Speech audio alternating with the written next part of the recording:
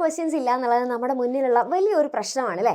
കാരണം പണ്ടൊക്കെ ആണെന്നുണ്ടെങ്കിൽ നമുക്ക് ഒരുപാട് ക്വസ്റ്റ്യൻസ് ഉണ്ടായിരുന്നു. അപ്പോൾ അതുകൊണ്ട് തന്നെ നമുക്ക് ഏതൊക്കെ ടോപ്പിക്കിൽ നിന്നാണ് കൂടുതൽ ക്വസ്റ്റ്യൻസ് ചോദിക്കുക എന്നുള്ള കാര്യത്തിനെ കുറിച്ച് നമുക്കൊരു ഐഡിയ ഉണ്ടായിരിക്കും. പക്ഷെ ഇപ്പം അങ്ങനെയല്ല, ഏത് ഭാഗത്തു നിന്നാണ് ക്വസ്റ്റ്യൻ ചോദിക്കുക എന്നുള്ളതിനെ കുറിച്ച് നമുക്ക് ഒരു ഐഡിയ ഇല്ല. പ്രത്യേകിച്ച് 10ാം ക്ലാസ്സിലും അതേപോലെ തന്നെ 8ാം ക്ലാസ്സിലൊക്കെ പഠിക്കുന്ന കുട്ടികളാണെന്നുണ്ടെങ്കിൽ അവർക്ക് ഇപ്പോഴാണ് സിലബസ് മാറിയിട്ടുള്ളത്.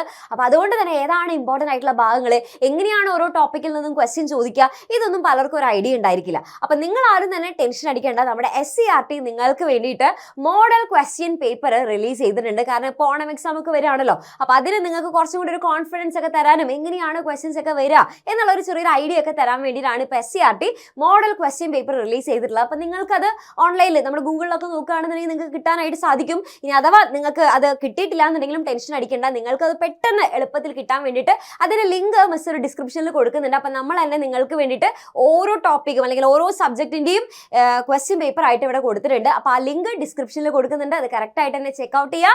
ദെൻ എന്ത് ചെയ്യുക, അത് കറക്റ്റായിട്ട് ചെയ്ത് നോക്കണം. നമ്മളത് വെറുതെ ഓക്കെ ക്വസ്റ്റ്യൻസ് ഒക്കെ കണ്ടു, ഓക്കെ നല്ല ക്വസ്റ്റ്യൻസ് എന്ന് പറഞ്ഞിട്ട് പോകരുത്. അതിപ്പോൾ തന്നെ എന്ത് ചെയ്യുക, ചെയ്ത് നോക്കുക. അതിൽ ഏതൊക്കെ ക്വസ്റ്റ്യൻസ് ആണ് നിങ്ങൾക്ക് കിട്ടുന്നത്, ഏതൊക്കെ ക്വസ്റ്റ്യൻസ് ആണ് കിട്ടാത്തത് എന്നുള്ളതൊക്കെ ഒന്ന് നോക്കി വെക്കുക. അപ്പം നമ്മൾ അതിനനുസരിച്ച് വേണം നമ്മൾ തീരുമാനിക്കാൻ. നമ്മളിനി എത്രത്തോളം പഠിക്കണം, എങ്ങനെ കറക്റ്റായിട്ട് റിവൈസ് ചെയ്യണം എന്നുള്ളതൊക്കെ നമ്മളൊന്ന് റെഡിയാക്കി നോക്കണം. ഓക്കെ, അപ്പോൾ ഇനി വളരെ കുറച്ച് ദിവസം മാത്രമേ ഉള്ളൂ നമ്മുടെ ഓണം എക്സാമിന്. അപ്പോൾ പേടിക്കേണ്ട ആവശ്യമില്ല.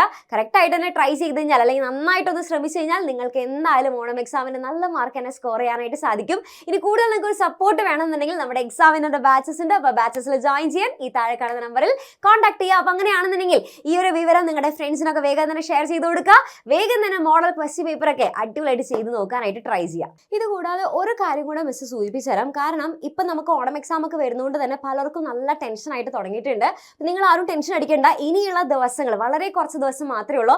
ആ ദിവസങ്ങളിൽ എങ്ങനെ പഠിച്ചാലാണ് നല്ല മാർക്ക് കിട്ടുക, എങ്ങനെയാണ് കറക്റ്റായിട്ട് പഠിക്കേണ്ടത് എന്നുള്ള കാര്യങ്ങളൊക്കെ അടിപൊളിയായിട്ട് പറഞ്ഞു തരാനായിട്ട് മിസ് വരുന്നുണ്ട്. മിസ് മാത്രമല്ല, നമ്മുടെ ഹോൾ എക്സാമിന് ടീം വരുന്നുണ്ട് ഫ്രൈഡേ രാത്രി കൃത്യം 7 മണിക്ക്. അപ്പോൾ ആരും മിസ്സാക്കരുത്.